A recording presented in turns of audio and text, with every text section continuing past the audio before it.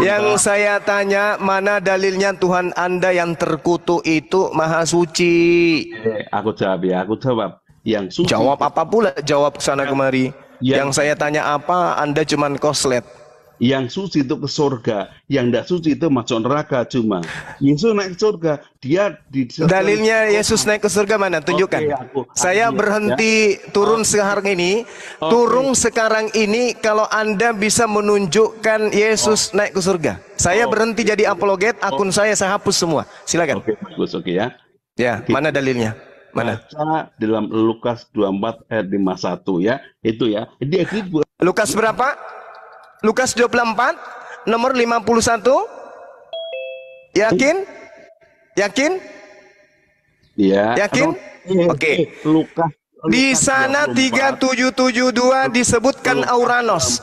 Apa Auranos ini, Pak? Dalam terjemahan aslinya Auranos ini apa?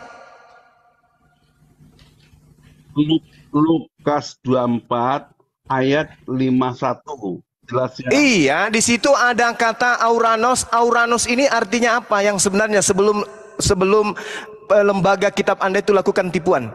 Auranos itu artinya apa? Oke. Aku jawab ya, Auranos artinya? Oke, aku jawab. Auranos artinya? Bentar, aku jawab. Dan ngomong boleh enggak? Auranos artinya apa, ikan teri? Aku jawab. Ketika Yesus sedang memberkati mereka, Yesus berpisah dari mereka dan terangkat ke Auranos. Auranos itu apa, Pak? Ke surga. Nenekmu kiper. Auranos itu artinya apa? Kamu ngira langit. Auranos itu artinya apa? Kamu ngira langit. Auranos itu artinya apa? Kamu ngira langit kan? Auranos itu artinya apa? Kucluk. Surga itu paradiso, Pak. Ikan teri sombong kali pakai helm, udah gitu merokok pakai tembakau, pakai bambu.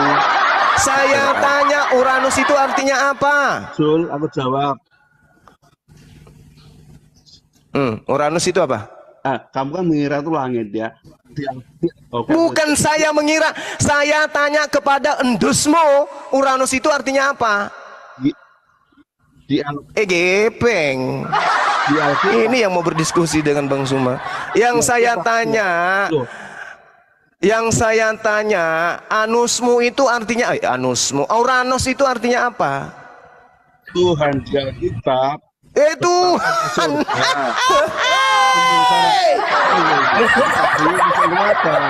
Kok jadi Tuhan Uranus itu, Pak? Pak bikin malu Kristen aja, Pak. Ada sebelum Uranus itu artinya apa, Pak?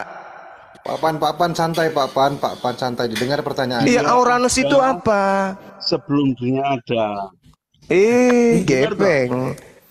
Salomo mengaku di Amsal 8 nomor 22, 23, 24 dan seterusnya, sebelum langit dicipta Salomo sudah ada di sana. Yesus sebelum ibunya melahirkan Yesus tak ada. Jangan ingat. Boleh kejawab? Pertanyaan saya, Uranus itu artinya apa? Bimbing terus. Uranus itu artinya apa? Ya. Boleh ku jawab? Coba Uranus itu artinya apa? Dia nggak ngerti bahasanya Bang Zuma katanya. Ya, coba silakan. Pak Fan, pertanyaannya begini, Pak Fan. Coba simak.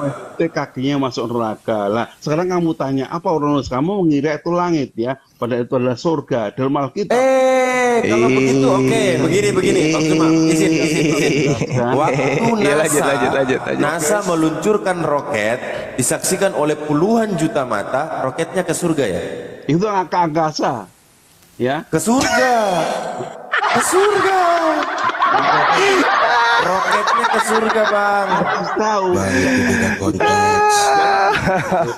Jangan proyekkan satu-satu. Kalau cuma udah mulai tidak mau. Ya. Kalau cuma udah sadar bahwa Allahnya kasihnya masuk neraka dan sementara Tuhan tinggal kita. Bukan, karena Pak Pan, Anda sudah tidak berdiskusi dengan baik lagi, Pak Pan. Ada yang ditanya, Anda tidak menjawab dengan benar. Anda sudah tidak bisa berdiskusi kayaknya. Kalau sudah tidak sanggup, angkat bendera putih aja, Pak. Angkat bendera putih, turun. Betul. turun. Malu-malu aja di sini. Yang lain aja, Bang Jack aja. Udah disalibkan ternyata Bang Jacknya. Assalamualaikum warahmatullahi wabarakatuh. Waalaikumsalam warahmatullahi wabarakatuh. Gurunda Zuma, saya kangen dengar suaranya, masya Allah. Kumaha naon? Mana dek? Iya, alhamdulillah. Iki kabare apik Gurunda. Das pundi kabare? Alhamdulillah. Baik-baik. Api-api.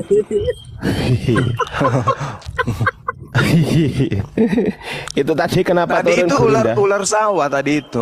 Ular sawah. Ular sawah. Aneh aja. Ditanya apa, jawab apa. Belut curug. Auranos. Boleh saya jawab? Jangan. Boleh saya jawab? Ya. Ya Allah.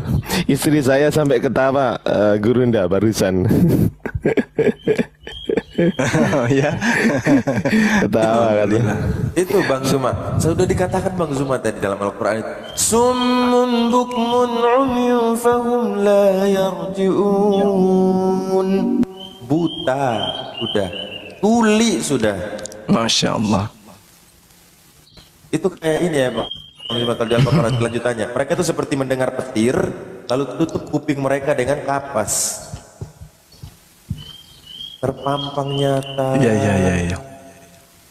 La haula wala quwwata illa billah. Tapi yang lucu tadi itu Bang, yang rudal tadi itu loh. Iya.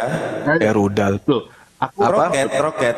lagi ya, aku tuh Roket. Yesus naik 500 orang yang lihat. NASA naik luncurkan lagi? roket, puluhan juta mata melihat, jadi saksi. Oke, cuma belum jawab. Naik Ya, lagi. Kenapa kakinya lo masuk neraka? Kan Tuhan Naik lagi. Naik lagi, aku turunkan lagi ya. Allahu Akbar, Masya Allah. Udah, aku turunkan Masya lagi. Allah. Jadi neraka itu makhluknya Allah. Kaki dimaksud di situ adalah kuasanya Allah. Bukan kaki seperti kaki bapak yang kena raja singa itu, bukan. Yang kena asam urat itu bukan. Kaki bagi Allah itu adalah kekuasaan. Kemahakuasaan bagi Allah.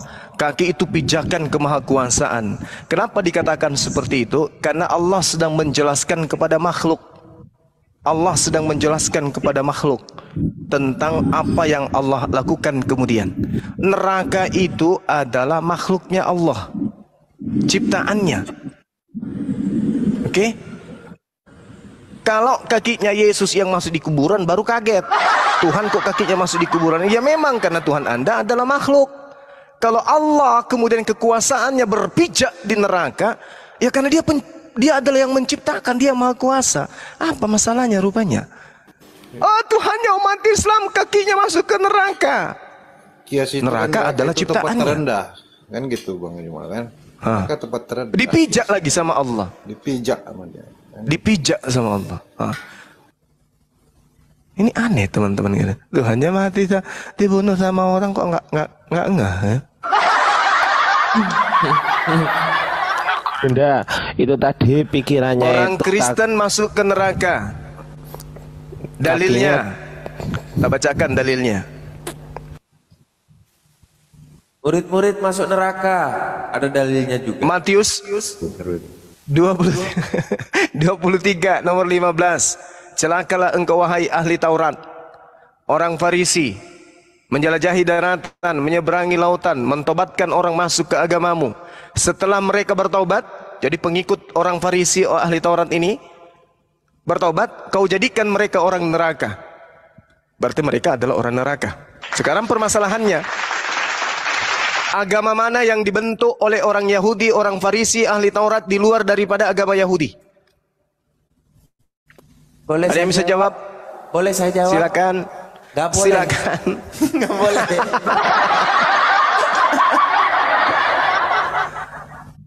Agama mana yang dibentuk oleh ahli Taurat di luar Yahudi? Ada yang bisa jawab? Boleh Ya, saya silakan. jawab? Silakan. Jadi gini. Gepeng.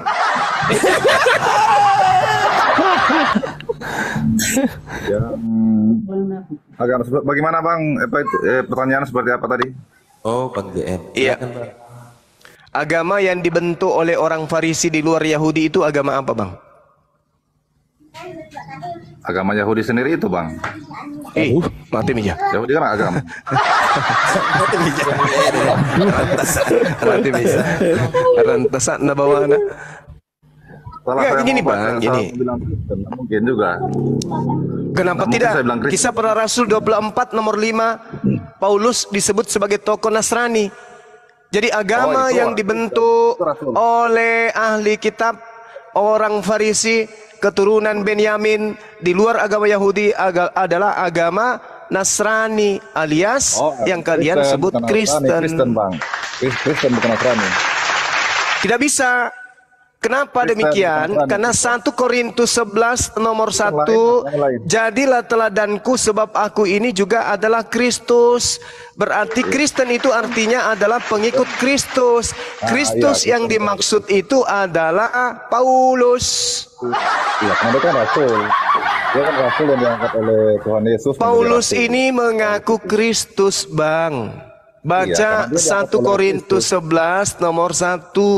Bahkan Paulus mengaku adalah Tuhan di dalam Yesus Kristus. 1 Korintus 4 nomor 15. Akulah yang menjadi Bapa di dalam Yesus Kristus. Tidak ada. Dia mengaku Bapa dalam Yesus Kristus. Tidak ada seperti itu.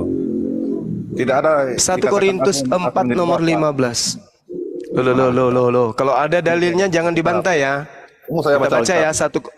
Oke. Ya. 1 Korintus 4 nomor 15 boleh saya bacakan kepada saudara. Ya, baca. Oke. Di dalam hidupmu, di dalam sekalipun kamu mempunyai beribu-beribu pendidik dalam Kristus, kamu tidak mempunyai banyak bapak, karena akulah yang dalam Kristus telah menjadi bapakmu oleh Injil yang kuberitakan kepadamu. Akulah yang menjadi bapakmu. 1 Korintus 4 nomor 5. Genau. Jadi dia kemudian menjadi Bapa di dalam Yesus. Yesus mengatakan Bapa di dalam aku. Ternyata Bapa yang ada di dalam aku itu dilenserkan oleh Paulus, lalu Paulus yang masuk. Akulah yang menjadi Bapa di dalam Yesus. Jadi gitu ya Bang. Jadi kalau Anda mengatakan kami adalah Kristen, Kristen itu adalah pengikut Kristus, memang betul. Kristus yang dimaksud tapinya itu adalah Paulus. Abang izin saya baca satu ini di Kisah Para Rasul ya. Bang JM dengar, Bang JM dengar. Silakan. Kisah Para Rasul 20 nomor 9. Seorang muda bernama Eutikus duduk di jendela. Karena Paulus amat lama berbicara, orang muda itu tidak dapat menahan kantuknya, akhirnya tertidur lelap dan jatuh dari tingkat ketiga ke bawah. Ketika ia diangkat, orang itu sudah mati gara-gara dengan Paulus bicara. Terlalu lama.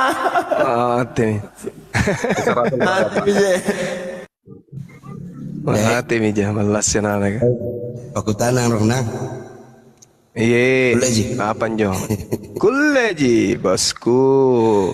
Punakat tadi terkait dikatakan bahwa Paulus itu adalah Yesus itu sendiri, kan begitu pernyataan. Bukan, beda. Dia adalah Kristus juga. Iya. Jadilah teladanku sebagaimana aku ini juga adalah Kristus. Artinya? Ya, Paulus juga mengaku Kristus, Mesias tong dia. Paulus itu tidak mau dikalah. Itu yang perlu mungkin saya akan sampaikan. Bahwa dia adalah Kristus. Tapi dia tidak menyebutkan bahwa dia itu adalah Yesus Kristus. Tapi Paulus Kristus. Ya, Kristus itu kan yang diurapi. Nah, bahwa dia adalah yang diurapi. Dia tidak menyatakan bahwa saya adalah Yesus Kristus. Ya memang. Ya. Tetapi dia juga adalah Kristus, kedudukannya sama. Yang diurapi. Bang Juma juga bisa jadi Kristus yang diurapi itu kan. Dalam tata bahasanya. Kita semua bisa diurapi juga. Bisa jadi Kristus, itu kan bahasa letter-letter. Coba bisa ndak Anda mengaku saya ini adalah Kristus di depan gereja? Boleh ndak? Artinya diurapi itu bukan pengakuan, tetapi beda dengan Paulus. Iya, Bahkan dia kalau menyatakan bahwa dia itu adalah diurapi. Diurapi Iya, oleh Tuhan. kalau saudara saya ini membaca kitab saudara Galatia 2 nomor 19, apa yang Paulus katakan tentang dirinya di sana? Coba Anda baca. Saya cari dulu. Sebab aku telah mati oleh hukum Taurat untuk hukum Taurat, supaya aku hidup untuk Allah. Aku telah disalibkan dengan Yesus. Jadi pengakuan Paulus di sini, aku telah mati untuk membatalkan hukum Taurat. Aku hidup kembali, bangkit. Aku telah disalibkan dengan Yesus. Ini dia ingin menyamai Yesus ini. Dia ingin menyamai Yesus, makanya dia juga mengaku Kristus. Gitu loh Bang. Jadi saya tangkap supaya tadi kan dibilang disalibkan. Salib itu sebenarnya bukan secara bentuk Bang dalam Alkitab, tetapi di dalam Kristen itu setiap orang yang ingin mengikut Yesus harus mampu memikul salibnya sendiri.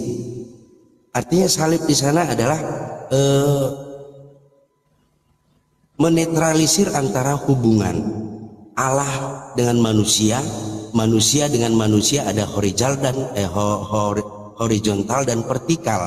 Arti salib itu adalah menyempurnakan kembali hubungan manusia yang pada zaman Adam dan Hawa itu sudah ternodai. Jadi kata salib di sana bukan salib badan, tapi dalam kenyataannya kan memang Paulus tidak disalibkan, tetapi dia mengungkapkan bahwa salib itu adalah penyangkalan terhadap dirinya dan menerima Yesus itu sebagai Injil yang ada. Yang saya pahami begitu, Bang Daengku. Iya, itu Paulus kan mengatakan dirinya tersalib bersama Yesus, mengaku sebagai Bapa di dalam Yesus. Ya kan? Sementara Yesus sendiri mengatakan jangan kau menyebut Bapa di bumi ini. Siapapun itu. Matius 23 nomor 9. Coba, ini perintah Yesus. Jangan kau menyebut siapapun di atas muka bumi ini sebagai Bapa. Kata siapa? Yesus. Tertulis di mana? Matius 23 nomor 9. Jangan kau sebut siapapun di atas muka bumi ini sebagai Father. Tapi kemudian Paulus justru membantah itu. Akulah yang menjadi bapakmu.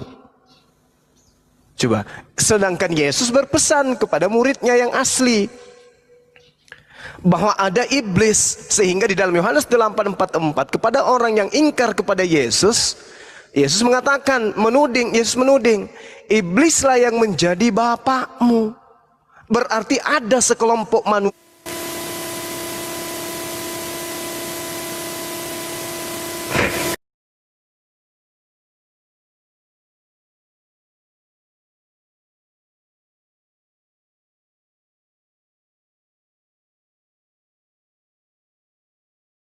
surga atau Bapak yang ada di Antioquia. Roma 10 nomor 9.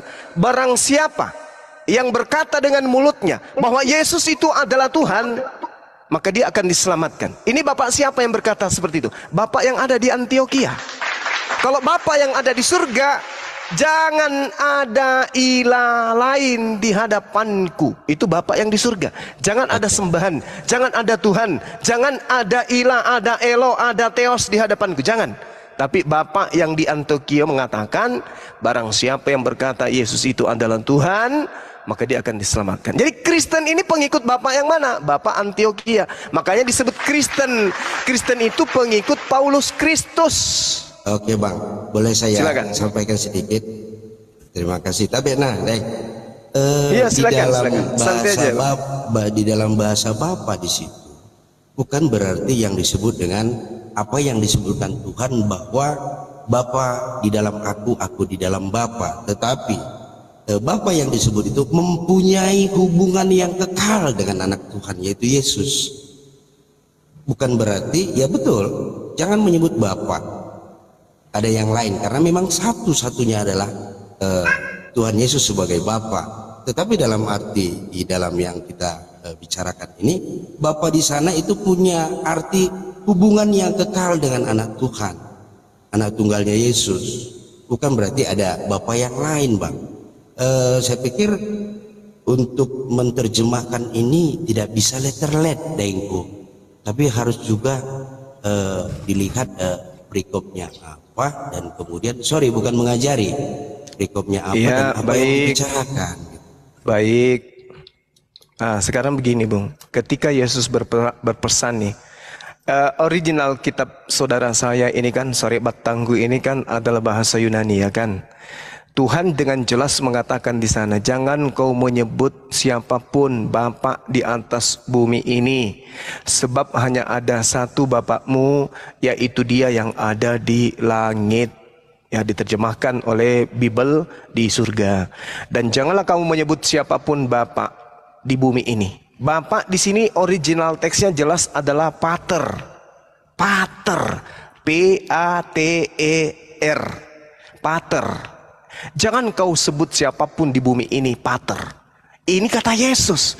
Sebab hanya ada satu Patermu, yaitu Dia yang ada di surga. Nah, Paulus di dalam kitabnya sendiri, 1 Korintus 4 nomor 15, akulah yang menjadi patermu di dalam Yesus. Berarti sama ketika pater disebutkan di dalam Matius 23 dengan penyebutan pater terhadap diri Paulus itu sendiri. Sedangkan Yesus mengatakan iblislah yang menjadi patermu. Sederhana untuk mendeteksi itu. Siapa yang mengajarkan saudara-saudara Kristen tidak bersunat? Pater yang ada di langit atau pater yang ada di bumi? Bernama pater yang ada di Antioquia. Kan begitu? Oke deh. Siapa yang... Ya, silakan. Sorry, tapi aku potong. Bukan father ya teman-teman, tapi pater. Dalam bahasa Yunani, bukan bahasa Inggris. Jadi begini, apakah Dengku percaya kalau Abraham itu adalah bapak orang percaya? Yes. Nah, kenapa dia disebut bapak? Sementara bapak di situ pakai ke, Bang. Beda dengan bapak yang tak ada huruf K-nya. Sorry. Tadi pernyataannya jangan ada yang menyebut sebagai bapak. Bapak itu yang disebut Yesus itu ada huruf K-nya atau tidak? Saya nggak lihat Alkitab. Tidak ada. Tidak ada. Berarti Bapa yang disebut itu adalah kekuasaan Tuhan. Sementara di dalam Paulus mengatakan punya huruf K. Tidak ada, Bang. Tidak ada. Tidak ada huruf K. Anda baca kitab saudara. Di situ Paulus mengatakan, akulah yang menjadi Bapa, tidak ada K. Kalau Abraham punya huruf K. Berarti Bapak dalam arti kata Abraham adalah bapakmu, Abraham adalah pemimpinmu. Kalau ini tidak, dia Bapak tanpa huruf K. Iya, makanya yang saya sebutkan tadi Bapa itu yang disebut di sana, terlepas dari bahasa aslinya saya nggak terlalu lihat, sorry deh. Bapa di sana adalah seperti ini.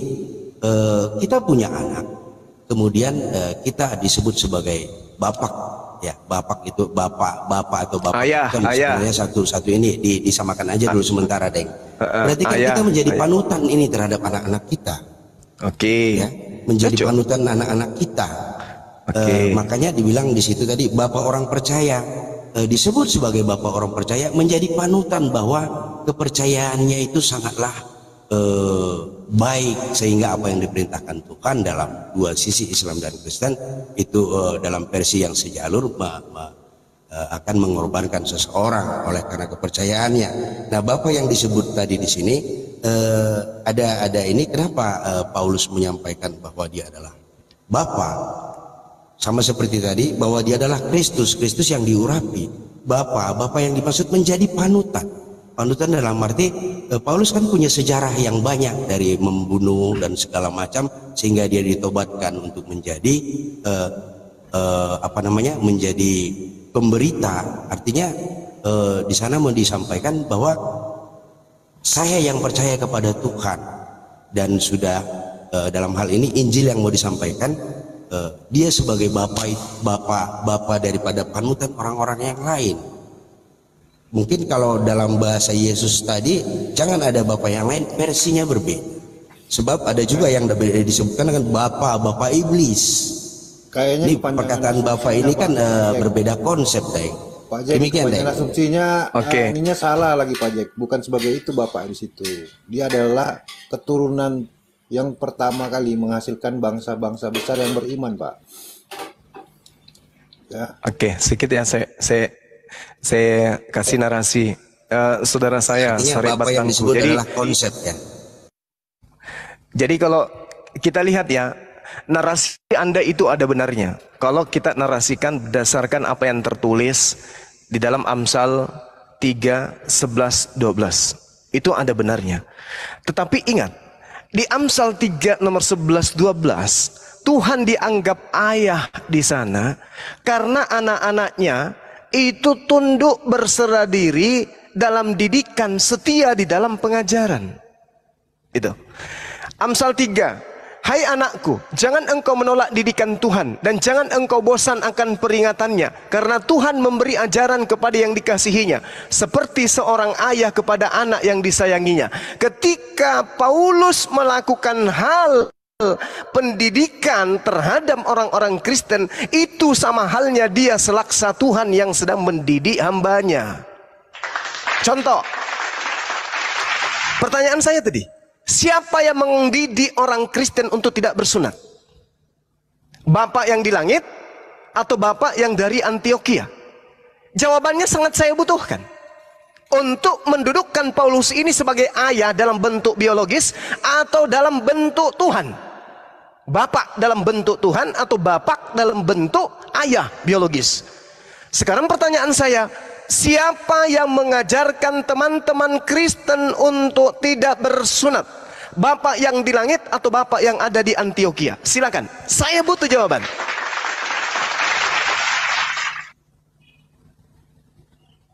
Iblislah yang menjadi bapakmu dan kamu mau melakukan keinginan-keinginan bapakmu. Silakan. Tentang masalah sunat, saya pikir dari awal-awal pembicaraan Bang Juma juga saya termasuk orang-orang yang bukan. Melihat, mendengarkan Bang Juma berceramah. Sunat itu kan ada di bangsa Yahudi di awalnya. Sekarang pertanyaan saya, Bang, siapa yang mengajarkan teman-teman Kristen itu tidak bersunat? Bapak yang ada di Antioquia atau bapak yang ada di langit? Itu pertanyaan saya. Dan saya butuh jawaban antara dua bapak ini untuk kita memasuki ranah konsep pemahaman bapak yang dimaksud Paulus itu sebagai pemimpin, sebagai Tuhan, sebagai sembahan, atau hanya sebagai pembimbing selaksa ayah benar-benaran kepada anak benar-benaran. Tapi kalau tidak, berarti Yesus ini benar-benar iblislah yang menjadi bapakmu. Berarti bapak yang dimaksud sebagai iblis di sini adalah Paulus. Coba pertanyaan saya, siapa yang mengajarkan bapak membimbing saudara saya ini tidak bersunat kulub? Bapak yang ada di Antioquia atau bapak yang ada di langit? Silakan. Saya pikir ada tentang sunat ada di Roma 2 ayat 25 ya, 29:31 itu. Kenapa dibahas tentang sunat? Tapi yang terpenting adalah ketika Yesus itu hadir di sana, sunat itu sudah berubah. Nanti kalau abang tanya dalilnya, tunggu dulu. Sunat yang dimaksud setelah Yesus itu adalah sunat hatimu dengan segala kekotoran-kekotoran yang ada. Kalau dulu sunat itu NN-nya karena memang kotor, Bang. Abang juga tahu itu, karena itu kotor dan itu tidak baik. Itu secara badania. Tetapi secara rohania, sunat itu hatimu yang kotor dan percayalah kepada Yesus. Itu referensinya, Bang.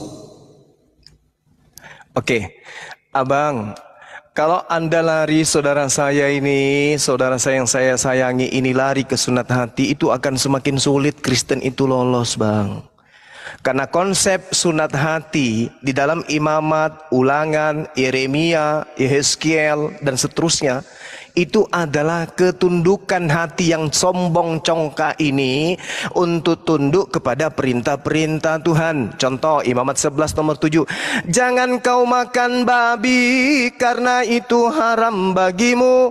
Orang yang bersunat hati, meskipun dia suka makan babi, karena mendengarkan firman Tuhan, hatinya dia sunat untuk tidak lagi suka makan babi. Itu Itu yang dikatakan sunat hati. Kristen jungkir balik kalau berbicara mengenai sunat hati. Saya bacakan. Aku pun bertindak melawan mereka dan membawa mereka ke negeri musuh mereka. Atau bila kemudian hati mereka yang tidak bersunat itu telah tunduk dan mereka telah membayar budi kesalahan mereka. Ulangan 10 nomor 16. Sebab itu sunatlah hatimu dan janganlah kamu itu tegar tengkuk.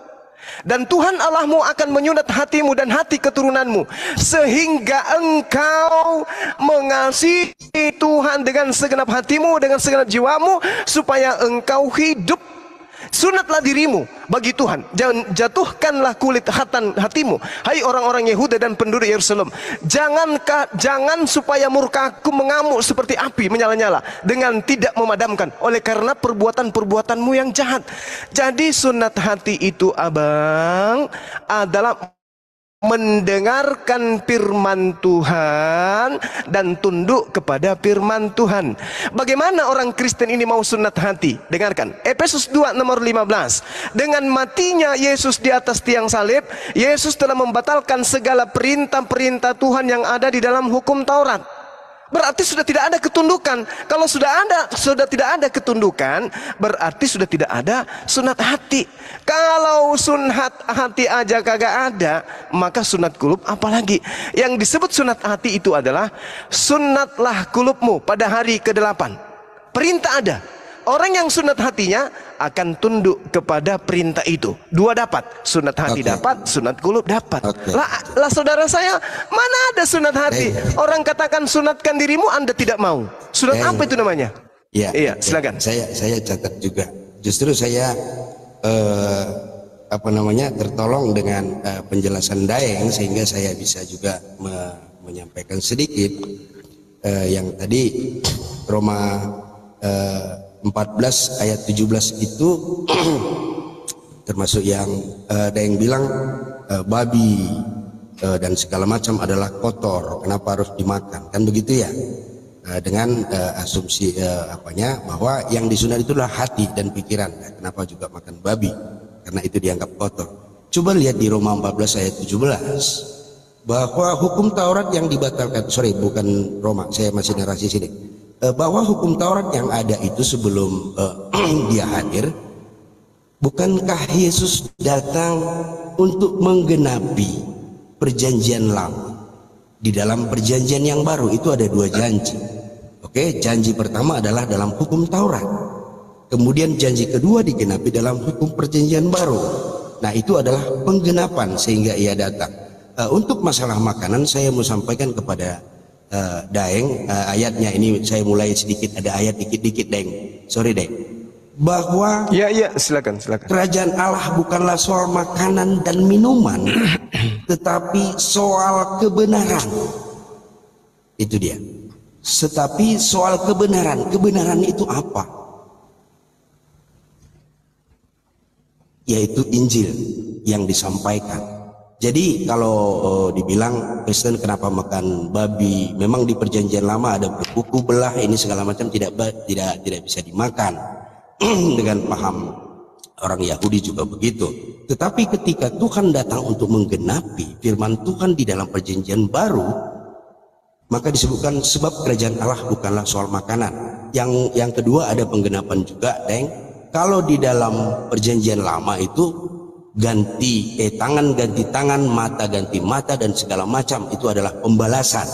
Tetapi ketika Yesus hadir pada perjanjian baru, justru marah terbalik yang tidak bisa dipahami oleh manusia yang dalam arti memahami konteks, bahwa disebutkan jika engkau ditampar pipi kirimu, berikan pipi kanan.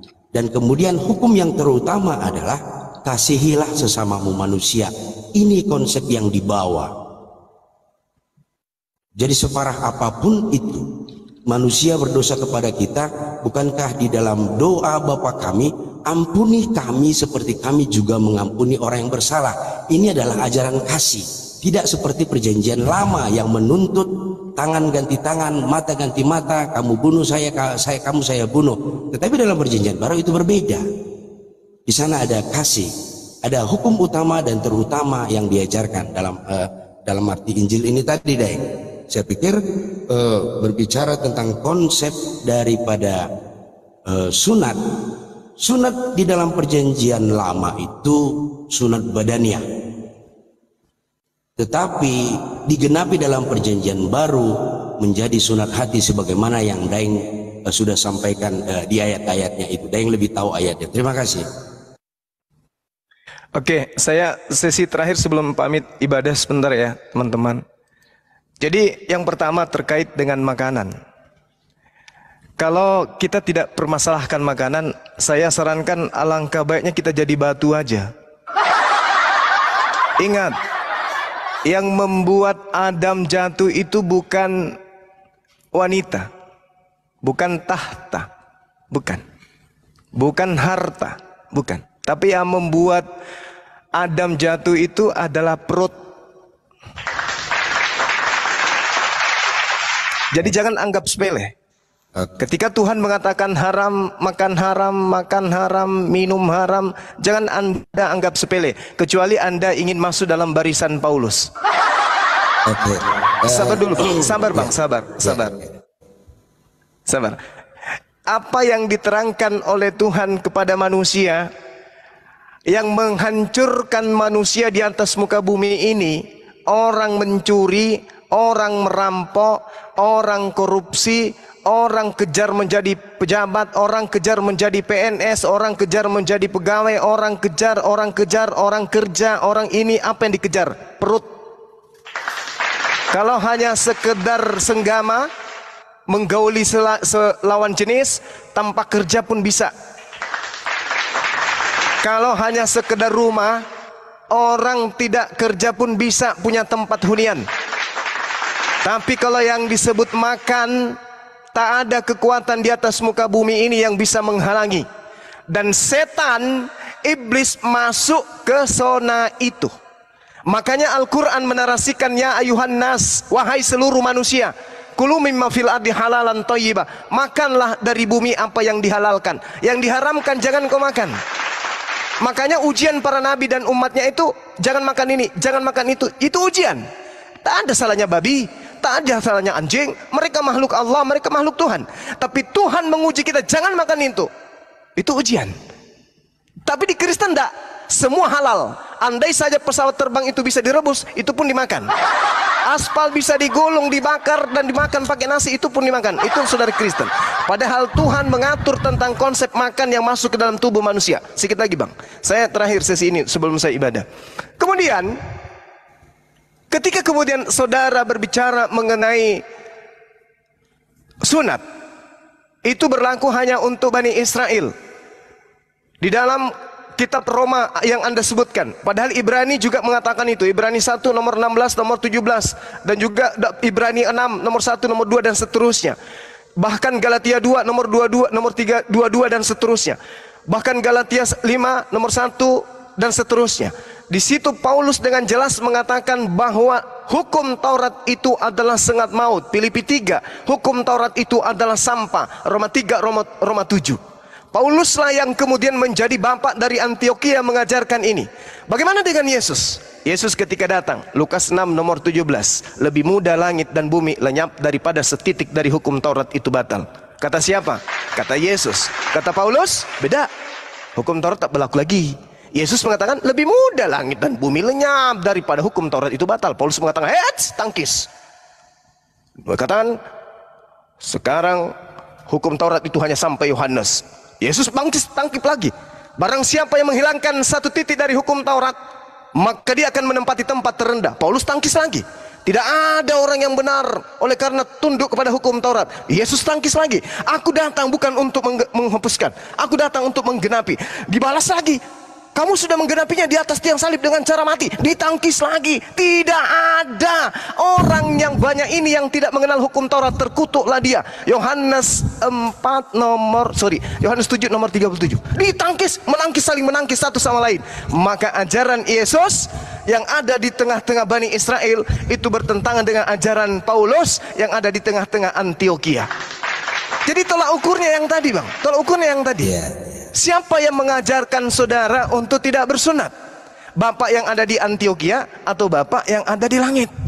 Kalau Bapa yang ada di langit yang membatalkan hukum sunat, mana dalilnya?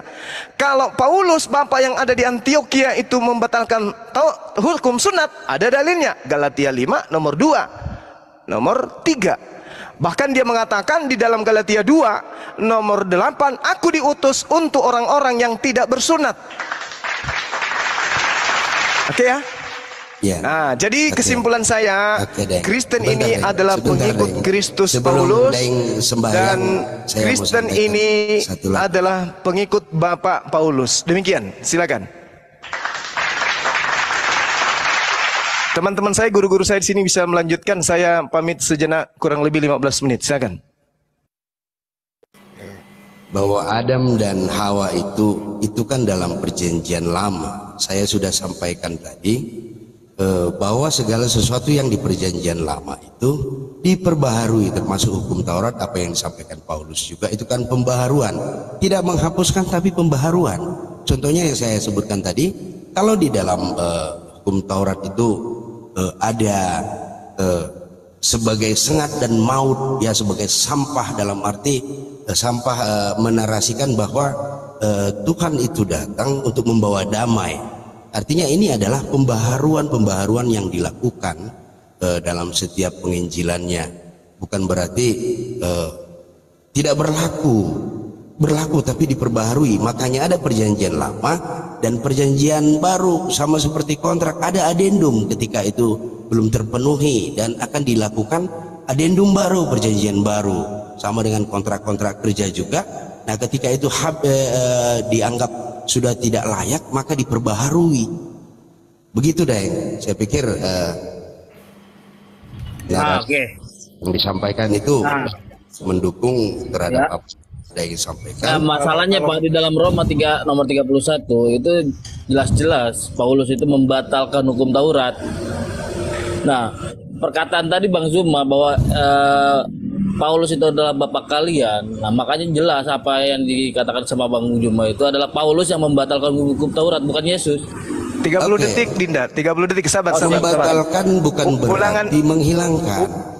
Sabar, ulangan 4. Anda mengatakan tadi ada pembaharuan Taurat menurut Paulus. Ada pembaharuan adendum. Sedangkan ulangan 4 nomor 2, jangan kamu menambahi apa yang kuperintahkan kepadamu, dan jangan kamu menguranginya. Dengan demikian kamu berpegang pada perintah Tuhan Elohim yang kusampaikan kepadamu. Jangan kau menambah, jangan kau mengurangi. Demikian. Itu perjanjian lama. Setelah perjanjian baru itu diperbaharui tentang apa yang lama. Kalau yang lamanya tidak dihilangkan, masih berlaku, maka itu akan dilakukan, Bang Jack. Tapi kalau tidak dipatuhi lagi hukum itu, berarti sudah tidak berlaku lagi, Bang Jack. Berarti dihilangkan. Bukan namanya diperbaharui namanya. Itu namanya dirubah. Diganti namanya. Berbeda dibatalkan. Beda adendum, beda dengan pembaruan perjanjian. Saya hanya disepakati oleh pembuat perjanjian. Kapan perjanjian itu disepakati oleh Elohim, YHWH, Israel? Perjanjian itu adalah firman-Nya yang disampaikan kepada manusia. Itu kan diberikan kepada manusia.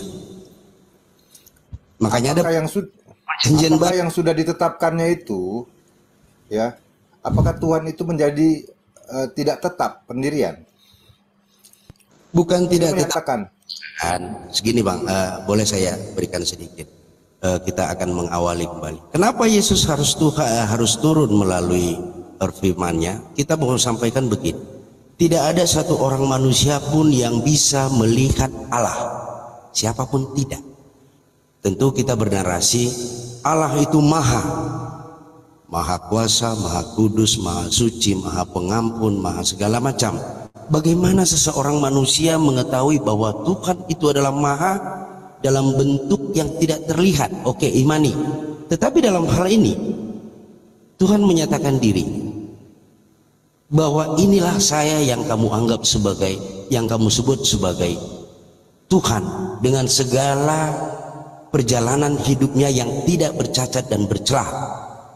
Yesus tidak Tidak ada satu ayat Alkitab pun yang bahwa Yesus adalah berdosa.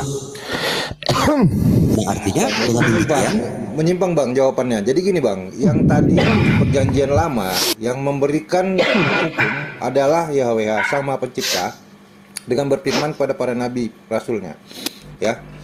Sedangkan di perjanjian baru, ya, yang dikatakan tidak berlaku laginya hukum Taurat, itu yang menyampaikan adalah seorang Paulus yang bukan seorang utusan Tuhan, ya, yang tidak punya wewenang karena tidak diberikan hak sebagai nabi oleh Sang Tuhan YHWH.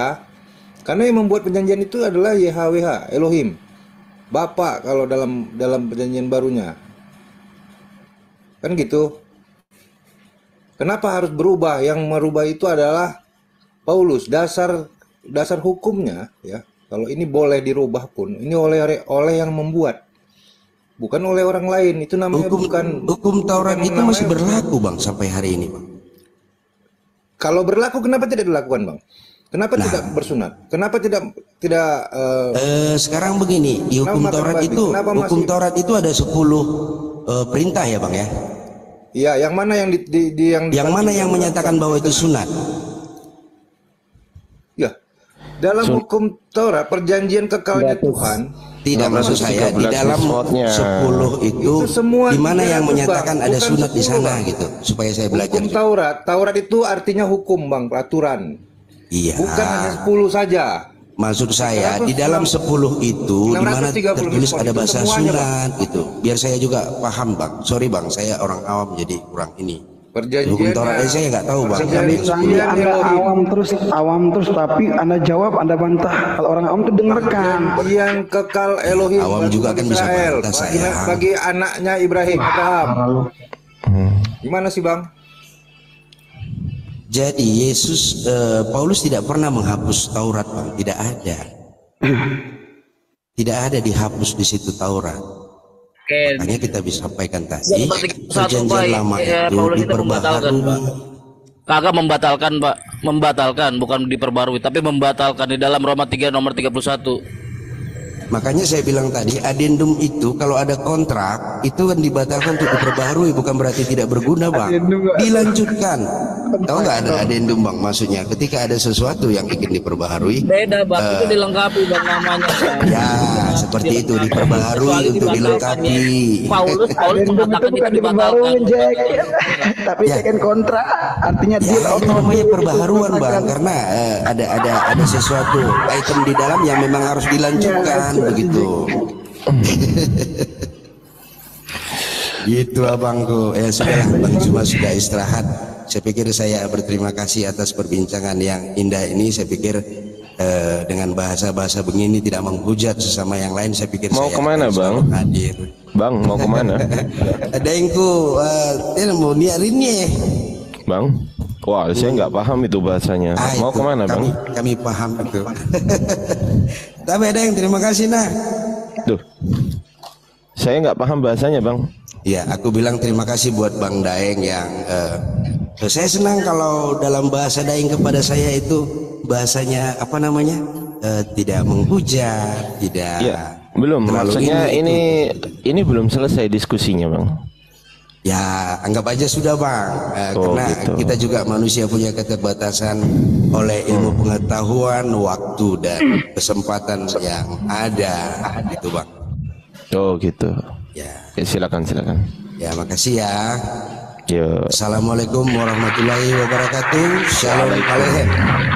Waalaikum. Masih ada Bang JM itu Bang Ardiansyah.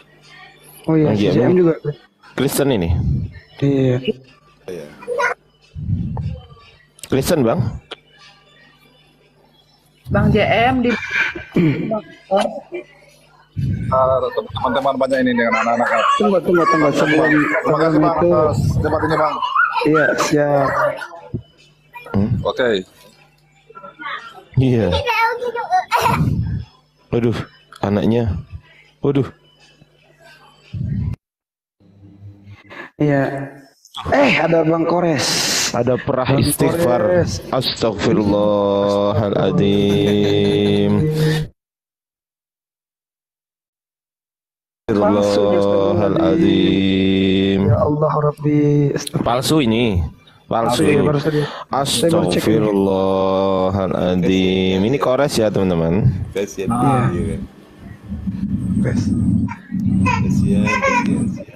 Iya, kasihan ya. Kenapa ya? Kenapa kok ada apa namanya? Pemalsu-pemalsu begini tuh kenapa ya? Kok nggak pede dengan wajahnya sendiri gitu ya? Atau mungkin kan udah nggak mampu lagi. Atau mungkin kalah. Nggak ada. Iya. Kasihan nih, gepeng. Ya. Kamu turun, jangan harapkan naik lagi kemari ya. Maaf saja ya. Kalau saya sih tegas. Kalau saya ada di atas yang kayak kamu akan saya kasih naik lagi. Sudah saya katakan moderator saya tegas. Bang Bejo juga. Tahu orang gitu bawa palsu gitu. Juli, Pak Juli. Selamat siang. Selamat siang. Muslim Kristen, Pak? Saya Kristen, Pak. Gas, Gurunda ada yang saya pengen nyimak aja lah. Ada yang mau ditanyakan? Ada Gurunda sini. Berisik lu Ji. Ada yang mau ditanyakan, Pak? Pengajiansa, Bang Ji. Suwe lu banget. Ini ada tamu dulu, hormati tamu lah. Iya udah salah. Oh ya, Pak. Ada yang mau ditanyakan atau gimana, Pak? Ada yang mau didiskusikan atau gimana? Saya mau belajar aja, dengar-dengar dari teman-teman. Silakan. Mau belajar. Ya. Tunggu. Ini Pak Julitinus ya? Iya, benar. Waduh, mantap. Ini kita jadi Pak diskusinya nanti malam, Pak. Saya belum dikasih jadwal sama Ibu apa namanya? Ibu Rifa. Iya, saya sampai hari ini belum. Ya.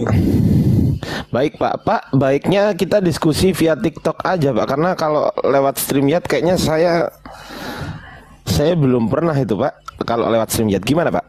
Sepakat Pak? Waduh, ya terserah, enggak apa-apa. Tidak apa-apa juga. Iya, oke, siap.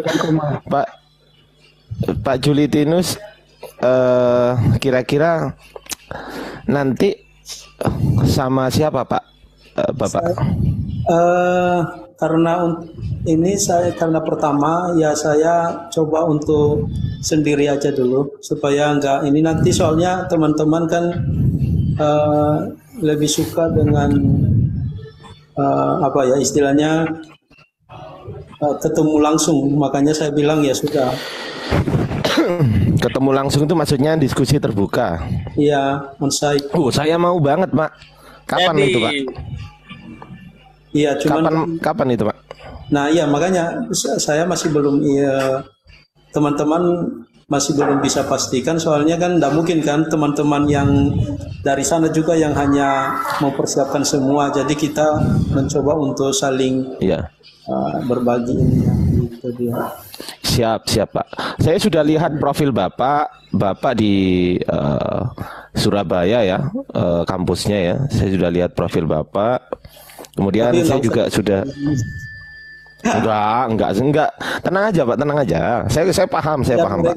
Biar mereka cari aja di media sosial. Siap Pak, paham saya Pak.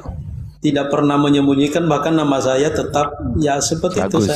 Itu Saya sepakat Pak, saya sepakat dengan Bapak ketika dari pihak Kristen maupun Islam menggunakan nama open camp seperti Bapak, diskusi, bahkan Bapak berani diskusi terbuka. Bahkan itu yang saya harapkan Pak, memang diskusi terbuka, apalagi di Surabaya. Wah, itu luar biasa. Karena saya juga kuliah di Surabaya kebetulan. Di mana itu? Oh ya, sorry ya, oke, rahasia lah, oke. Ya, di salah satu universitas negeri di Surabaya. Oke, thank you. Ini nama aslinya di situ ya? Pak. Nama asli saya Ardiansyah Arief Budi Utomo. Silakan Pak dicari di dikti ada. Ardiansyah Arief Budi Utomo. Ya. Ya, sudah ketemu Pak? Pas yang ada tertera di ini sesuai ini Ardiansyah. Ya, sesuai ini Ardiansyah. Pakai Y semua, Pak. Nggak ada I-nya. Ardiansyah Arief BUDI Utomo, itu nama saya. Oke.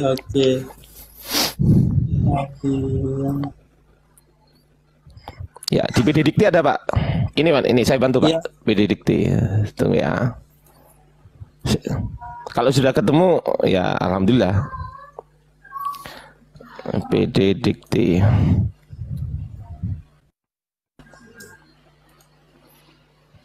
Ardiansyah. Berarti Bapak nanti malam itu sendirian, Pak? Ya, sendirian.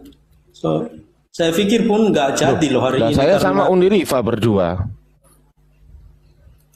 Saya pikir pun saya nggak sama jadi Uniriva, karena Pak. Uniriva nggak kasih saya kepastian. Saya pikir bukan hari ini. Saya pikir ya karena juga jamnya kan nggak dikirim ke saya. Karena kemarin kan saya bilang supaya bisa lebih cepat dan teman-teman kan bisa persiapan juga. Nah, padahal Gini aja, Bapak saya ikuti, Bapak follow back saya, nanti saya kirim nomor saya ke Bapak. Ya ini, Pak, ini nama saya, ini, Pak. Ini nama saya, Pak. oke, saya Nah ini, Pak. Nah ini nama saya, Pak. Ardiansyah Arief Budi Utomo. oke. Ya. Di sini deh, Pak. Saya belum dapat. Oke, oh ya, universitas. Oh gitu ya. Ya, nggak apa-apa. Tenang aja, saya kalau dicari kemana-mana saya di situ. Karena saya orangnya bukan penghujat, apalagi saya bukan penghujat. Jadi kalau mau ditemuin saya seneng. Oke. Ini tinggal di Itu. tinggal di mana sekarang? Kelihatan universitasnya, nggak apa-apa. Iya, Gimana? tinggal di mana sekarang? Sekarang di Mojokerto, Pak. Di Mojokerto dan juga di Madiun juga. Jadi PP saya. Khususnya bidang olahraga ya? Ya, bidang olahraga, betul. Oke, thank you. Oke lah. Itu, Pak. Saya sih berharapnya begini, karena perbedaan dalam keyakinan itu kita mencoba untuk lebih memberikan edukasi ya, istilahnya ya tidak mungkin kan saya lebih pintar daripada kalian tentang Al-Quran. Nah itu maksud saya. Saya sih banyak juga pengen belajar dan biarlah hal itu nanti juga menjadi kajian-kajian akademik. Jadi siap. Siap. Jadi nanti malam kalau memang dari Uniriva belum ada kabar atau jeglek ya. Intinya gini, Bapak sudah saya follow, Bapak sudah follow saya belum ini? Ini saya follow dulu ya, soalnya ini bisa langsung kan saya follow loh. Ya, bisa di follow, Pak. Saya coba ini, saya coba. Soalnya tadi saya Bisa, justru Pak, bisa. Nah, nanti ini malam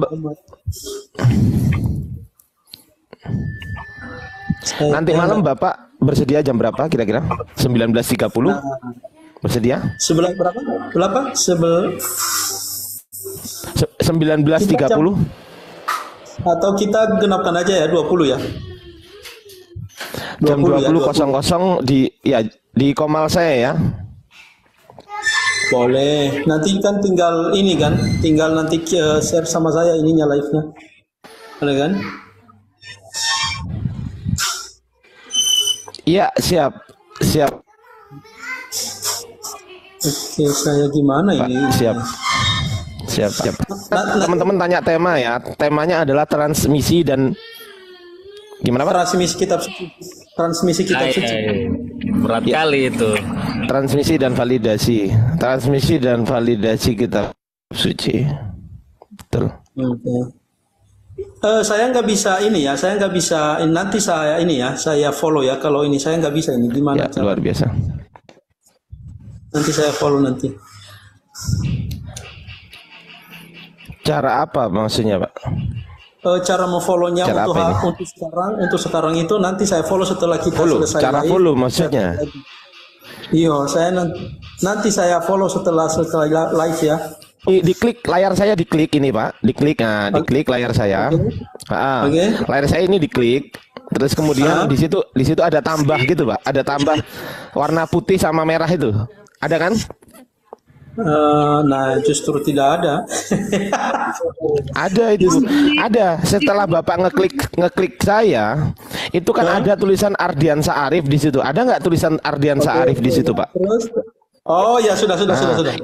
Nah itu ditambah plek, ada plus kan? Ya. Ah ya itu betul Pak. Ya, sudah soalnya saya baru baru di dunia TikToker ini, saya nggak tahu apa-apa. Nggak ada masalah Pak, kita sama-sama belajar gitu ya Pak. Oke, terima kasih. Ya jadi teman-teman di bawah, beliau adalah seorang dosen. Saya nggak bisa sebutkan dosen di mana, tapi yang jelas beliau adalah seorang dosen. Insya Allah kita nanti malam akan berdiskusi. Kalau Bapak nanti ada teman, ada kawan, kita bisa dua-dua, saya sama Uni Rifa, Pak Julitinus sama siapa gitu, bebas gitu.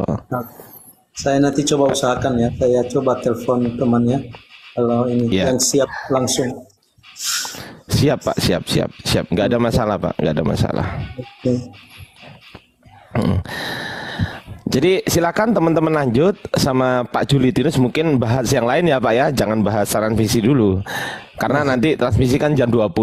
Saya izin mau sholat duhur dulu ya Pak. Lanjut dulu sama yang lain ya. Di sini sudah adzan soalnya. Oke, terima kasih. Oke, lanjut teman-teman, silakan teman-teman.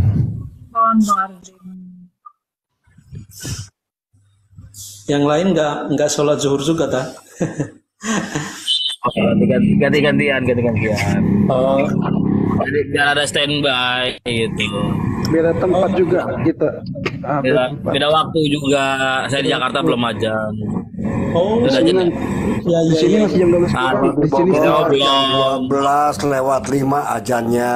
Ya, jadi masih ada waktu beberapa menit lagi. Di Riau 12.20. Cangkir kopi. Iya, betul.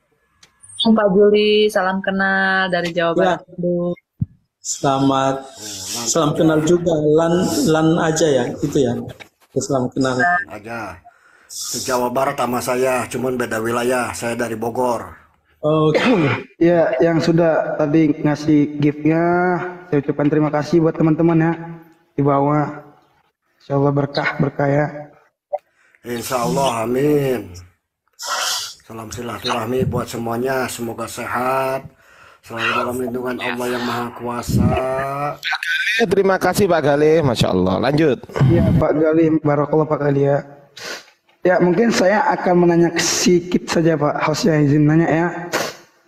Ke saya tak? Iya. Oke Pak, oke. Tapi jangan yang berat-berat ya, saya soalnya ini. Saya yang ringan saja Pak. Gitu. Ya. Sebelum adanya doktrin Tritunggal itu perjanjian baru, yang jadi pertanyaan saya itu siapa Tuhannya Pak? Oke, jadi begini, doktrin Tritunggal itu tidak mempengaruhi keberadaannya Tuhan. Jadi sebenarnya istilah Tritunggal itu adalah istilah dari kesimpulan konsep-konsep yang ada di dalam Alkitab. Kalaupun tidak digunakan istilah Tritunggal itu tidak masalah, karena bagi kami orang Kristen itu hanya untuk mempermudah dalam istilah teologi saja. Itu tidak akan mempengaruhi istilah itu terhadap keberadaan Allah sebagai pribadi yang memiliki pribadi itu. Jadi begitu, atau ketiga pribadi itu tidak mempengaruhi. Jadi begitu.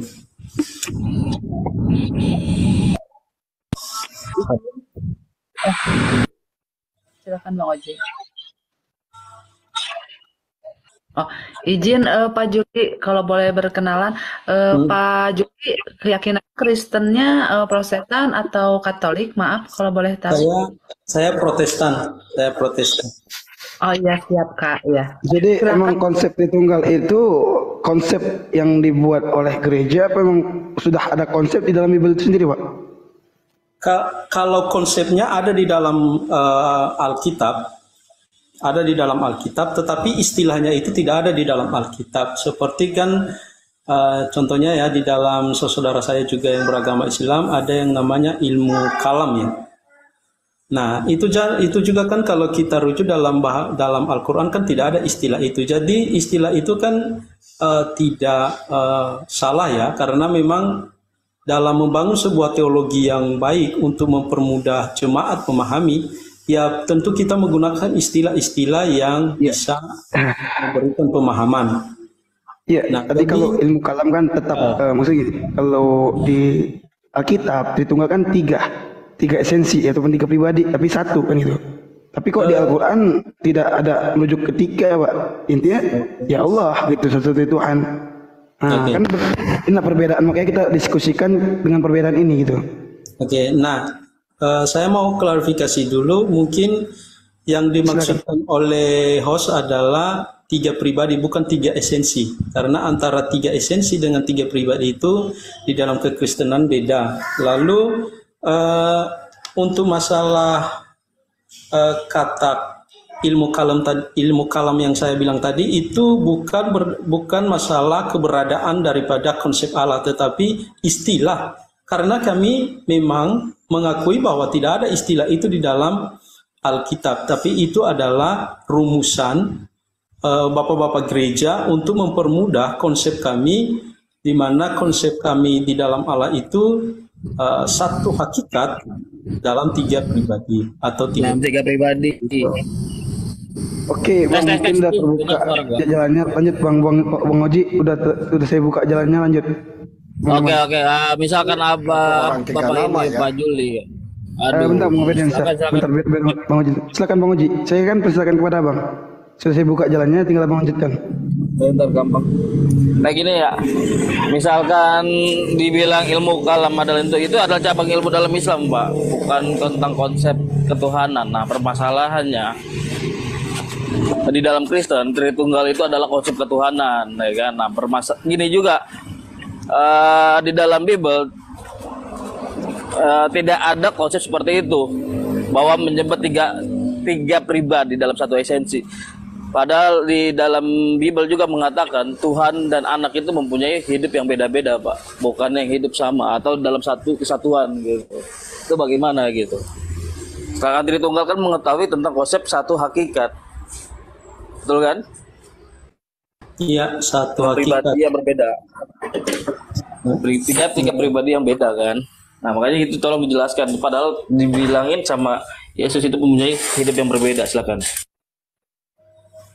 Mungkin menjelaskan dengan singkat masalah doktrin Tritunggal ini sangat tidak mungkin ya, dan juga bukan hanya sekedar untuk saya jelaskan sebenarnya, tetapi tentunya baik yang menjelaskan maupun yang juga belajar harus membaca Alkitab secara utuh tentang konsep tentang Tritunggal. Kenapa ada konsep Tritunggal di dalam Alkitab itu bukan didasarkan pada hal-hal yang tidak nyata, tidak real, tetapi konsep itu dimunculkan di berbagai teks Alkitab. Misalnya ya, teks yang sederhananya saja itu dalam peristiwa waktu Yesus dibaptis. Nah, di situ kan kita berbicara tentang Allah yang berbicara dari surga, Yesus yang firman Allah yang jadi daging itu ada di dunia, dan Roh Kudus itu dia menyatakan dalam wujud merpati. Nah, itu kan tiga daripada pribadi itu ya hadir pada saat itu. Nah, mungkin saja yang menjadi kesulitan sekarang adalah apa sih pengertian dari pribadi itu sendiri. Nah, pribadi itu sendiri bagi saya itu berbeda dengan individu.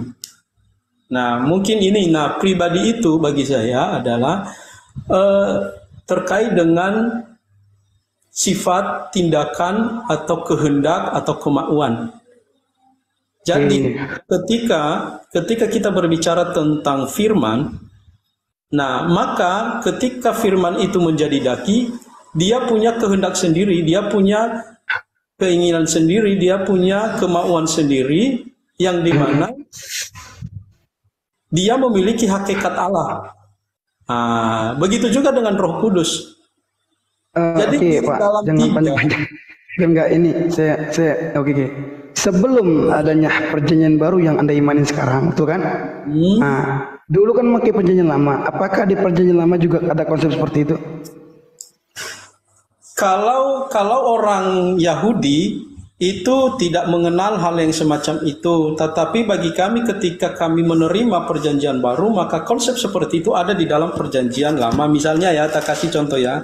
Kalau kita baca Kejadian pasal 1, itu kan jelas di situ dikatakan pada mulanya Allah menciptakan langit dan bumi. Nah, poin yang kita bisa dapat di situ dulu adalah bahwa yang menciptakan langit dan bumi itu adalah Allah. Itu real, itu deal sampai di situ. Lalu melanjut pada ayat-ayat berikutnya, dia mengatakan kita mengidentifikasi ayat-ayat ini supaya lebih terperinci. Maka di ayat yang kedua mengatakan bumi belum berbentuk dan kosong, gelap gulita menutupi samudra raya, dan roh Allah. Nah, di dalam roh Allah yang kita katakan tadi pencipta langit dan bumi itu, yang Allah pencipta langit dan bumi itu, dia memiliki roh. Itu yang identifikasi pertama. Dan yang kedua, di ayat yang ketiga, berfirmanlah Allah, jadilah terang, lalu terang itu jadi. Jadi selain daripada roh, juga Allah memiliki firman. Nah, jadi di dalam diri Allah ada roh dan ada firman. Itu pun juga ada yang nggak saya sepakati. Karena gini. Ya udah, itu kalau misalkan Bapak berdasarkan itu kenanya ke sifat, Pak, bahwa sifat itu sifat Tuhan itu adalah tentang berkata-kata, dengan cara menciptakan itu dengan berkata-kata, itu namanya sifat. Itu namanya kepribadian atau karakteristik. Nah, kalau misalkan pribadi itu adalah suatu individu, Pak, perseorangan atau yang berbentuk. Kalau kepribadian itu nggak berbentuk. Itu karakteristik. Nah, misalkan tadi kan Bapak bilang pribadi dan individu itu beda. Makanya saya pertanyakan, pribadi itu definisinya apa, individu itu apa? Kalau pribadi dalam itu, saya mendefinisikan adalah suatu bentuk oknum atau entitas tersendiri, itu adalah pribadi. Nah, misalkan Bapak bilang itu adalah sifat, pribadi itu adalah sifat, itu agak-agak berbeda. Soalnya kenapa? Pada saat tadi Bapak menjelaskan, pada saat pembaptisan Yesus, itu kan ada 3 pribadi yang berbeda dengan satu hakikat. Berarti kan hakikatnya Tuhan. Mereka ini tiga-tiganya Tuhan, ya kan? Berarti ada 3 Tuhan, bukan ada 1 Tuhan. Misalkan Bapak menjelaskan itu secara pribadi. Nah, yang menjadi pertanyaan ini pribadi atau individu gitu. Kalau Bapak misalkan pribadi itu adalah sifat, tolong jelaskan dari mananya itu sifat gitu, pribadinya itu. Oke, sudah? Boleh saya jawab? Oke. Tidak masalah kita berbeda dalam hal memahami apakah itu firman itu sifat atau gimana. Karena kenapa? Karena kan ini masih hanya 1% daripada apa yang menjadi konsep Tritunggal ya. Tetapi setidaknya dulu saya akan memberikan gambaran atau mereview kembali siapa sih Allah di dalam kekristenan itu. Lalu saya akan mencoba untuk ini. Saya sudah katakan tadi bahwa di dalam konsep kekristenan itu. Boleh saya bicara sebentar, host? Sebentar, Bapak. Silakan. Udah mulai lagi. Permisi, assalamualaikum warahmatullahi wabarakatuh. Muslim, Pak, saya tadi menyikapi dengan baik sekali apa yang Bapak sampaikan. Alhamdulillah, syukur ya, akhi. Dijawab oleh saudara FA ofisial. Yang dimaksudkan di sini itu etnis dan entitas itu loh Pak yang dipertanyakan, bukan makna atau arti yang mana Bapak tunjukkan itu. Sebenarnya kalau Bapak hanya menunjukkan di bagian situ dan Bapak katakan berbeda persepsi atau cara memandang, itu malah nanti akan keluar dari cara diskusi kita, Pak, akan rancu. Maaf sekali host, saya lancang berbicara seperti ini baru masuk karena memang saya mendengarkan dari tadi narasi yang Bapak keluarkan itu hanya berdasarkan dari apa yang Bapak berusaha bawa ke diskusi ini, yang nantinya akan menimbulkan, maaf ya Pak, post-truth atau ad hominem, dan itu ada terjadi penggiringan opini di sana. Kalau sudah seperti itu, kita nggak akan nemu poinnya. Maka coba deh Pak, kalau memang pertanyaan dari saudara FA official itu terlalu mengkerucut kepada satu saja, maka kita giring lagi dengan baik. Dari saya deh, maksudnya dari 3 pribadi menjadi satu ini, kok bisa gitu loh, entitasnya mana? Mengapa disebut satu jika memang sudah kalian katakan 3? Kan di situ poinnya. Bukankah begitu saudaraku FA official?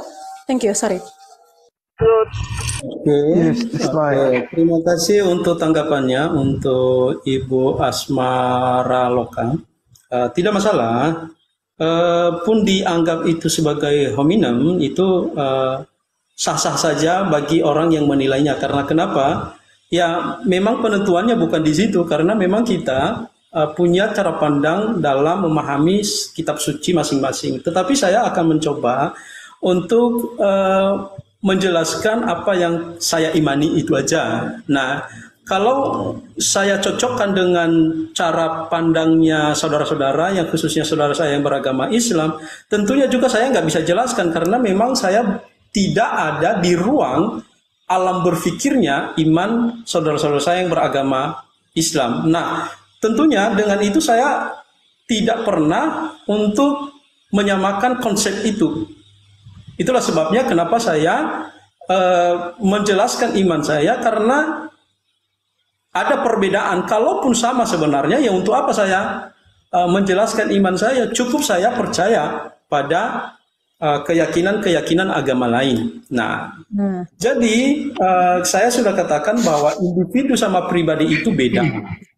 Nah, memang di situ saling terjadi memang kesalahpahaman antara individu dan pribadi, karena individu itu selalu merupakan oknum yang terpisah dari yang lain.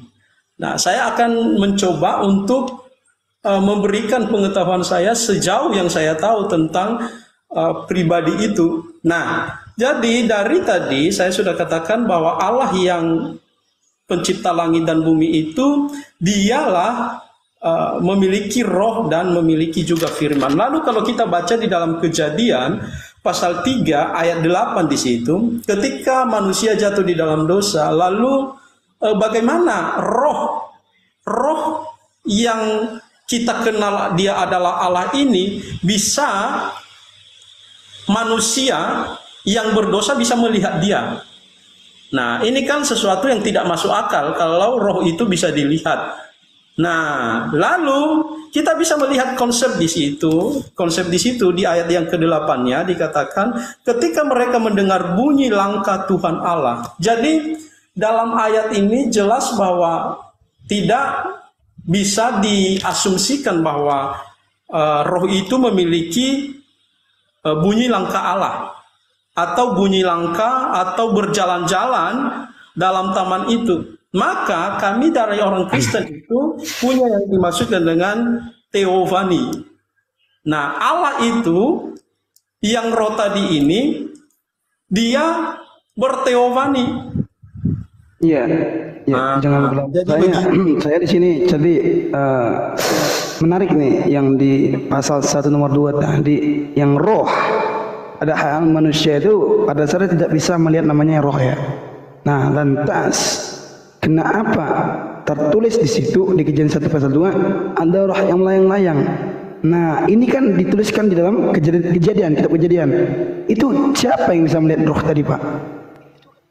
Ya, tidak ada yang bisa melihat roh. Nah, itu yang sebabnya kenapa saya katakan bahwa untuk memperkenalkan, untuk supaya alam dekat dengan manusia itu, maka ada yang namanya konsep teofani. Bapak fokus dulu sama pernyataan saya.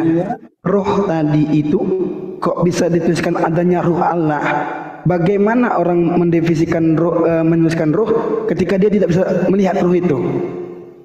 Maksudnya gimana itu mendefinisikan bagaimana roh? Dia tahu itu roh Allah yang melayang-layang itu? Ya, karena kan Allah yang mengilhami kitab suci itu. Determinasinya saja, Bapak. Maaf, determinasinya saja. Izin ya, host. Saya takut dia bilang nggak ada adab lagi. determinasinya saja. Dan tadi kan Bapak itu menjelaskan dari kitab Kejadian itu tentang ketidakmungkinan dan itu membawa metafor. Maka diminta juga tadi oleh hostnya gitu loh. Lalu kenapa ada lagi disebutkan di kitab Kejadian itu tentang roh yang melayang-layang? Kenapa bisa disebut melayang-layang? Apakah melayang-layang itu juga bentuk metafor yang bisa kita lihat? Bukankah kita semua tahu bentuk kalimat melayang itu adalah satu objek yang mana tidak menginjak gravitasi, tidak tertarik gravitasi. Bapak tahu seperti itu kan? Mungkin Bapak adalah orang yang paham menurut saya. Nah itu Pak yang diminta. Jadi ketika diskusi itu keluar dari seperti yang Bapak katakan ya, saya menjelaskan iman saya tadi. Nah, itu yang sebenarnya kita coba jelaskan. Pak, pengimanan itu sebenarnya etnisnya jika sesuatu yang logik bisa kita terima, maka di situ adalah dasar iman. Sebenarnya kan seperti itu. Nah, sekarang kami atau saya pribadi yang baru masuk ini menuntut langsung secara personal kepada Bapak, bisakah tunjukkan di kitab Kejadian yang makna dari roh yang melayang-layang itu juga tidak terlihat jika memang Bapak katakan itu mustahil. Kan Bapak tadi katakan mustahil, namun sayangnya ada tertera di kitab Kejadian. Apakah bisa itu diterjemahkan lebih baik, Bapak? Begini, alur pemikiran begini. Saya pun juga, kalau Alkitab itu tidak ditulis oleh Musa yang diwahyukan oleh Allah kepadanya, maka juga kalimat itu sebenarnya tidak ada, ya kan? Nah, jadi apa yang ada di situ sebenarnya itu adalah merupakan wahyunya Allah atau penyataan Allah terhadap Musa, di mana dia menyatakan dirinya dan memberitahukan seperti apa dirinya. Jadi kita tidak bisa mengungkapkan atau mengatakan bahwa seseorang itu harus bisa membuktikan bahwa roh itu bisa terlihat berdasarkan ayat itu. Justru kita sama-sama, baik saya maupun saudara, itu menerima itu teks kitab suci bahwa itu loh keterangan tentang Allah kami. Nah, jadi bukan justru karena kita sudah lihat itu dan kita bisa jelaskan secara ilmiah, ya tidak seperti itu juga untuk memahami kitab suci. Jadi gitu. Ya kalau seperti aja. Tadi yang masih saya pertanyakan, tolong definisikan begitu Pak. Ya taruh Bang, belum kelar dulu Bang. Saya minta definisikan pribadi dengan individu gitu. Sedangkan di dalam KBBI itu pribadi itu merujuk kepada perseorangan atau bentuk atau entitas gitu Pak. Sedangkan individu kan sama dengan artinya seperti itu. Coba tolong didefinisikan, misalkan pribadi dan individu itu berbeda gitu. Ya, kalau pribadi itu adalah seperti saya, seperti saya, atau contohnya ya, saya punya kehendak, saya punya kemauan, saya punya pikiran. Nah itu adalah pribadi bagi saya. Itu merujuk pada pribadi. Nah, sedangkan individu adalah terkait dengan keberadaan seseorang itu. Nah, jadi individu itu terpisah dengan. Saya garis bawahi dulu. Berarti kalau seperti itu individu Bapak mengatakan ada, otomatis Tuhan juga bisa kita selaraskan dengan pikirannya. Kalau seperti itu, berarti Yesus itu yang pribadinya 3 itu otomatis bisa kita katakan ya itu benar karena pikiran kita yang mengatakan. Oh, berarti saya boleh dong mengatakan bahwasanya saya juga layak untuk disembah karena pribadi saya ada 3. Bukankah seperti itu Bapak? Atau ada yang lain penjelasannya? Mungkin saya yang kurang. Silakan. Ya, Allah kan punya pikiran. Ya, pikiran Allah itu kan ya disebut yang terkenal dalam dunia teologi itu ya firman itu. Wow, gitu. Allah punya pikiran, Bapak? Oh iya dong, kalau nggak ada tanya, Bapak punya pikiran nggak? Bapak punya pikiran nggak? Bapak punya pikiran? Ya punya dong. Bapak punya pikiran. Nah, Bapak manusia atau Tuhan? Bapak manusia atau Tuhan? Itu pertanyaan sebenarnya perlu dijawab. Datang kebenaran Bapak. Loh, bukan, masalahnya kan pertanyaan itu sebenarnya tidak perlu ditanyakan. Kalau mau pertanyakan saya adalah Tuhan, itu sudah jelas. Jangan lupa tap layarnya teman-teman ya. Tap layar. Izin, Bang Gurunda lagi istirahat ya, istirahat sholat makan. Oke. Dinda, ini pembahasan apa lanjutannya nih? Saya baru nyimak. Iya, ini lawannya Bang Abdian Sah nanti malam. Cuman kita topiknya nggak sama ya. Topiknya ini tentang Tritunggal, Abang Dah. Oke. Iya, bukan transmisi kitab. Bunda Rahma, assalamualaikum warahmatullahi wabarakatuh. Bunda. Waalaikumsalam warahmatullahi wabarakatuh. Waalaikumsalam. Jadi tadi ada pembahasan roh melayang-layang, roh Allah melayang-layang itu maksudnya gimana? Pandangan Bang Julitinus. Dibuka ininya coba lihat. Alegoris kah itu? Loh, bukan alegoris, memang itu tulisan di sana ya Allah melayang-layang, ya roh Allah yang melayang-layang di atas permukaan air. Feruach Elohim merah khafet al-penei hamayim. Nah, kata merah khafet itu apa artinya? Rakhaf itu asal katanya itu. Ya, coba nanti jelaskan aja dulu supaya nanti saya tanya dulu, abang yang mengimani itu kan? Saya nggak mengimani itu. Nah, maksudnya apa? Maksudnya apa? Makanya saya tanya, maksud abang apa? Itu melayang-layang itu artinya apa? Secara letter leka atau memang dia ini alegoris gitu? Soalnya kalau dikatakan alegoris bukan, kalau alegoris itu begini loh.